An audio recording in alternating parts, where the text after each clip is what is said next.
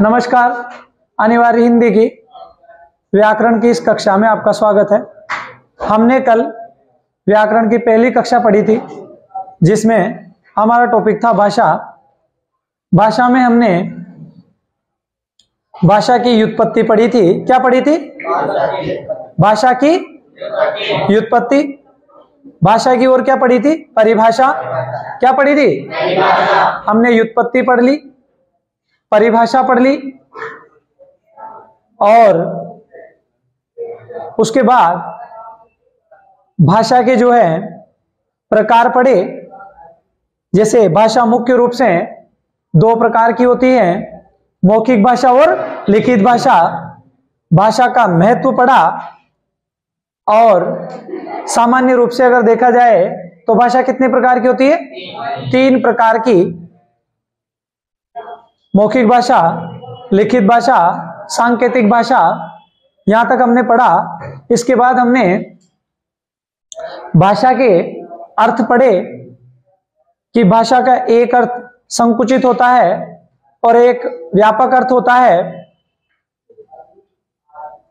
और यहां हमने स्टॉप कर दिया था। अब आज हम इससे आगे शुरुआत करते हैं। मैंने जो कल तक पढ़ाया था वो मैं 5 मिनट में पूरा का पूरा बोल रहा हूं, उसे देखें, उसके बाद मैं आगे पढ़ाना शुरू करता हूं। सबसे पहले मैंने भाषा की व्युत्पत्ति पढ़ाई। भाषा शब्द संस्कृत भाषा की भाष धातु से बना है जिसका अर्थ होता है व्यक्तवाणी। फिर मैंने परिभाषा पढ़ाई। व्यक्ति अपने विचारों का आदान प्रदान करने के लिए जिस माध्यम या साधन का प्रयोग करता है उसे भाषा कहते हैं। इसके बाद मैंने भाषा के महत्व के बारे में बताया। यदि संसार के लोगों को भाषा का ज्ञान नहीं होता तो यह संसार गधों की विराट बस्ती होता और व्यक्ति अंधेरे कमरे के किसी कोने में पड़ा होता। उसे अपने अस्तित्व का कोई ज्ञान नहीं होता। इसलिए मनुष्य के जीवन में भाषा का अत्यधिक महत्व होता है। बिना भाषा के मनुष्य को अपने अस्तित्व का कोई ज्ञान नहीं होता। फिर इसके बाद हमने भाषा के प्रकार पढ़े। भाषा मुख्य रूप से 2 प्रकार की होती है, मौखिक भाषा, लिखित भाषा। और भाषा सामान्य रूप से 3 प्रकार की होती है, मौखिक भाषा, लिखित भाषा, सांकेतिक भाषा। व्यक्ति अपने विचारों का आदान प्रदान जब बोलकर करता है तो उसे मौखिक भाषा कहा जाता है, और व्यक्ति अपने विचारों का आदान प्रदान जब लिखकर करता है तो उसे लिखित भाषा कहा जाता है। नंबर 3, सांकेतिक भाषा। व्यक्ति जब अपने विचारों का आदान प्रदान संकेत या इशारे के माध्यम से करता है तो उसे सांकेतिक भाषा कहा जाता है। जैसे ट्रैफिक पुलिस कर्मचारी के द्वारा गाड़ियों को रुकने व चलने का संकेत देना, क्रिकेट मैच में अंपायर के द्वारा निर्णायक मत देना, गाय का रंभाना, चिड़िया का चहचहाना। इसके बाद हमने भाषा के अर्थ पढ़े। भाषा के 2 अर्थ होते हैं, संकुचित अर्थ, व्यापक अर्थ। नंबर 1, संकुचित अर्थ।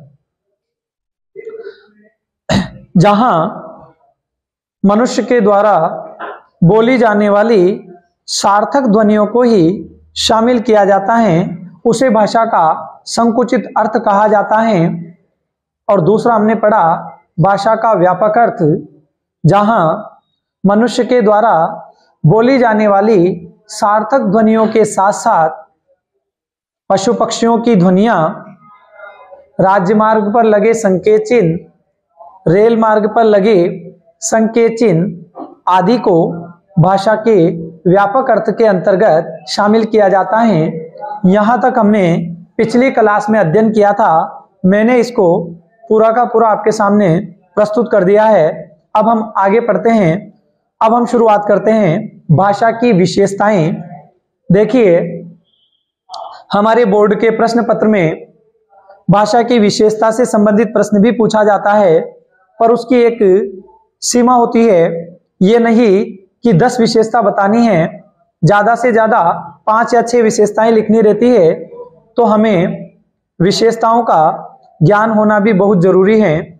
आज हम शुरुआत करने जा रहे हैं भाषा की विशेषताएं। क्या पढ़ेंगे? क्या पढ़ेंगे? भाषा की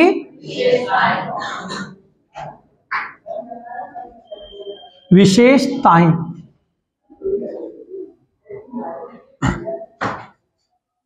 ठीक है, देखिए, सबसे पहली विशेषता होती है भाषा सामाजिक धरोहर है। क्यों है? क्योंकि हमें बिना भाषा के दूसरे के महत्व या दूसरे से हम संप्रेषण नहीं कर पा सकते। यदि हमें खुद को भाषा का ज्ञान नहीं होता तो हम दूसरे से वार्तालाप कैसे कर सकते? इसलिए भाषा को समाज की धरोहर कहा गया है। तो हम पहली विशेषता लिखते हैं। बोलो, भाषा भाषा सामाजिक भाषा सामाजिक धरोहर है। भाषा कैसी धरोहर है? पहली विशेषता है भाषा सामाजिक धरोहर है। भाषा कैसी धरोहर है? ठीक है, भाषा सामाजिक धरोहर है। नंबर 2, भाषा, बोलो, भाषा पैतृक संपत्ति नहीं है। भाषा पैतृक संपत्ति, भाषा पैतृक संपत्ति, ठीक है। भाषा क्या नहीं है? पैतृक संपत्ति नहीं है। भाषा सामाजिक धरोहर है, भाषा पैतृक संपत्ति नहीं है। नंबर 3, भाषा, बोलो, भाषा अर्जित संपत्ति है। भाषा कैसी संपत्ति है? भाषा पैतृक संपत्ति, भाषा और भाषा क्या है? समाज की धरोहर है, समाज की। ठीक है, आगे बढ़ते हैं। नंबर 4, बोलो, भाषा भाषा परिवर्तनशील होती है। परिवर्तनशील, क्योंकि कोई कैसी भाषा का प्रयोग करता है, कोई कैसी भाषा का प्रयोग करता है, इसलिए भाषा परिवर्तनशील होती है। भाषा कैसी होती है? कैसी होती है? आगे बढ़ते हैं। पहली विशेषता कौन सी है? भाषा भाषा भाषा पैतृक संपत्ति, भाषा अर्जित संपत्ति, भाषा परिवर्तन, भाषा परिवर्तनशील। आगे बढ़ते हैं। बोलो, भाषा अनुकरण से सीखी जाती है। भाषा अनुकरण से सीखी, भाषा अनुकरण से सीखी।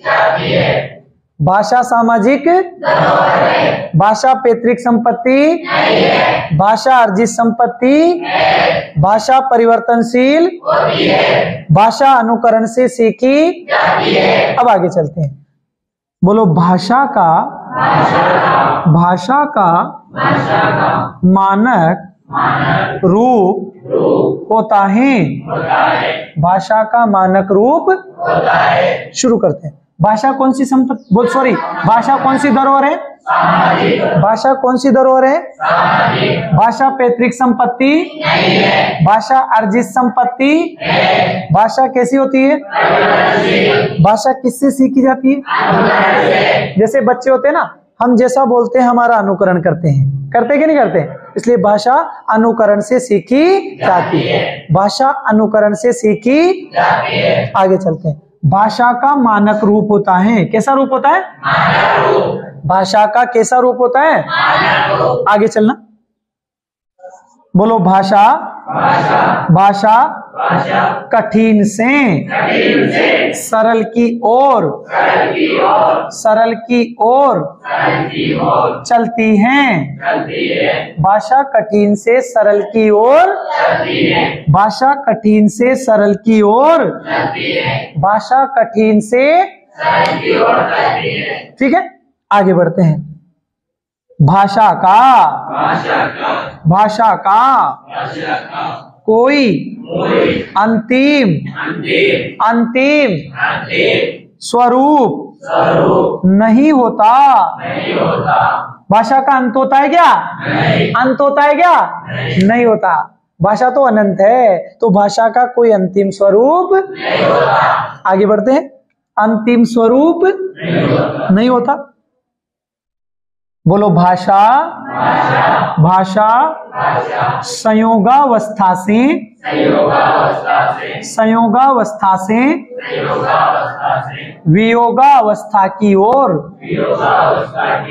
वियोगावस्था की ओर चलती हैं। भाषा संयोगावस्था से वियोगावस्था की ओर चलती है।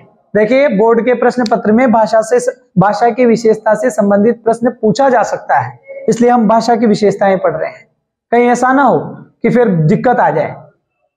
ठीक है, तो देखते हैं भाषा की हमने क्या पढ़ी, भाषा की हमने क्या पढ़ी, भाषा कैसी धरोहर है, भाषा पैतृक संपत्ति, भाषा अर्जित संपत्ति, भाषा कैसी होती है, भाषा अनुकरण से सीखी, जैसे हमें देख के दूसरे सीखते हैं ना, ये कैसे बोल रहा है, तो भाषा अनुकरण से सीखी।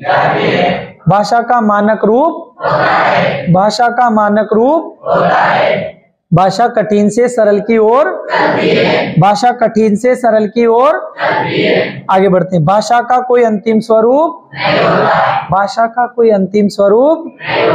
फिर आगे बढ़ते हैं। भाषा संयोगावस्था से वियोगावस्था की ओर, संयोग से वियोग की ओर चलती है, संयोगावस्था से वियोगावस्था की ओर। और एक बात आपने देखी होगी, यहाँ लिखा रहा है कठिन से सरल की ओर। देखिए, भाषा को पहले सीखने में अत्यधिक कठिनाई होती है। जैसे हम एक छोटे बालक को ले या किसी को भी ले, पहले पहले वो जब सीखता है तो छोटी छोटी ध्वनियों का प्रयोग करता है, फिर वर्ण सीखता है, फिर उन्हें मिलाकर शब्द सीखता है, फिर धीरे धीरे पद सीखता है, और फिर वो वाक्य बोलना सीखता है। इसलिए भाषा में पहले कठिनाई होती है और फिर धीरे धीरे सरलता आ जाती है। अब एक काम करते हैं, आपको लिखने की कोई आवश्यकता नहीं है, सीधा सीधा है। मैं 1 मिनट के लिए हटूं और स्क्रीनशॉट ले लीजिएगा, और तुरंत में इसके आगे जो अगला जो अपना टॉपिक है भाषा का ही जो अगला चलेगा वो यूनिट ले लेंगे।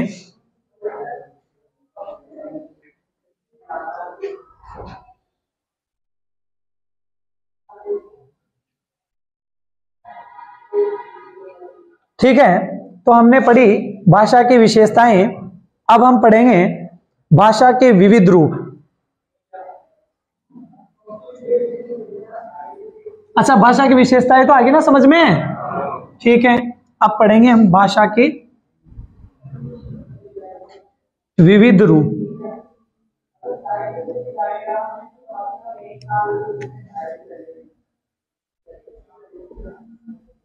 भाषा के विविध रूप, भाषा के विविध रूप, ठीक है। सबसे पहला चलता है भाषा। सबसे पहले मैंने क्या लिखा, हम भाषा के क्या पढ़ रहे हैं, भाषा के हम क्या पढ़ रहे हैं। सबसे पहला हमने क्या लिखा, सबसे पहला हमने क्या लिखा, देखिए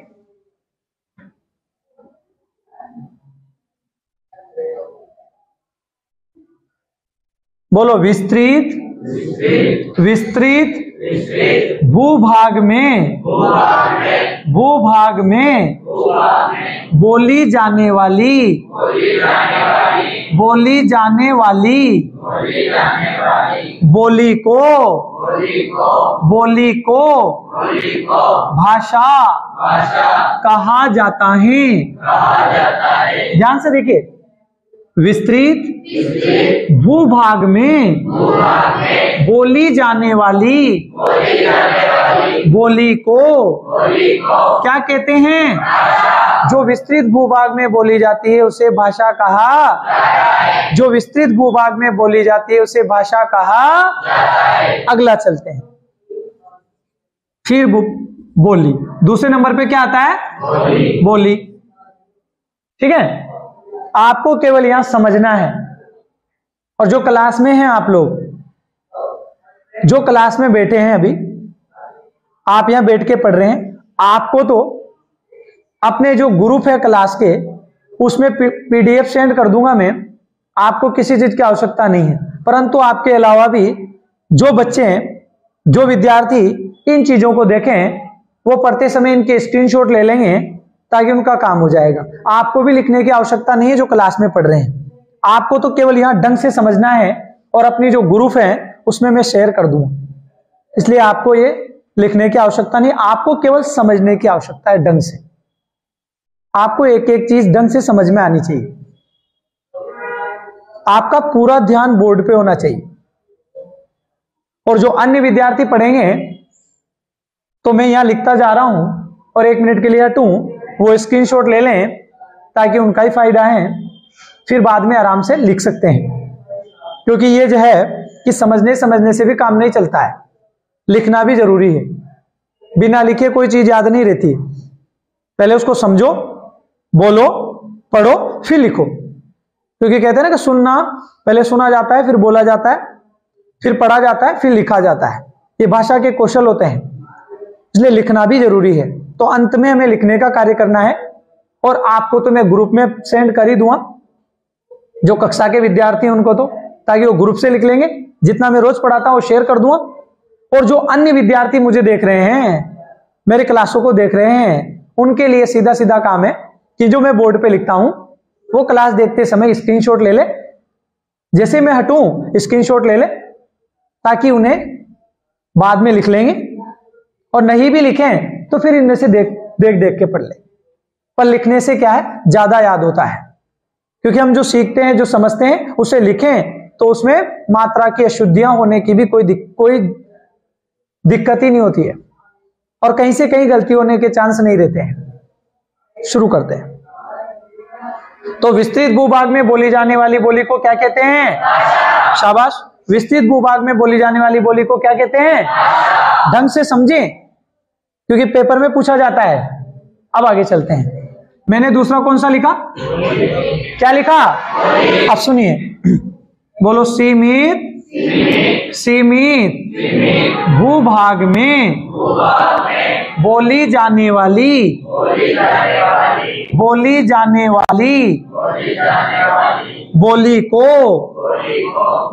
को